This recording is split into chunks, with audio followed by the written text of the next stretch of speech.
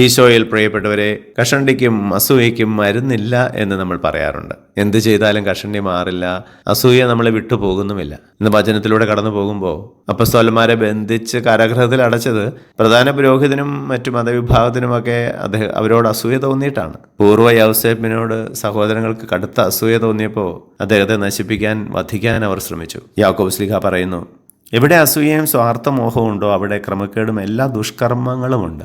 അസൂയ തോന്നുമ്പോൾ മനുഷ്യനെ നശിപ്പിക്കാൻ, ഇല്ലാതാക്കാൻ, അവനെതിരെ അപവാദം പറഞ്ഞു പരത്താനൊക്കെ ശ്രമിക്കുന്നുണ്ട്. മറ്റുള്ളവർക്ക് ദുരിതങ്ങളും കഷ്ടപ്പാടുകളും ഉണ്ടാകുമ്പോൾ അസൂയയുള്ളവർ സന്തോഷിക്കുകയാണ്. അസൂയ വ്യക്തിജീവിതത്തെയും ബാധിക്കുന്നുണ്ട്. സുഭാഷിതങ്ങൾ പറയുന്നു, അസൂയ അസ്ഥികളെ ജീർണിപ്പിക്കുന്നു. പ്രഭാഷകൻ പറയുന്നു, അസൂയയും കോപവും ജീവിതത്തെ വെട്ടിച്ചുരുക്കുന്നു. പ്രിയപ്പെട്ടവരെ, നമ്മളിലുള്ള അസൂയയെ നീക്കം ചെയ്യാൻ നമ്മളാലാവുന്ന രീതിയിൽ പ്രാർത്ഥിക്കാം, പരിശ്രമിക്കാം.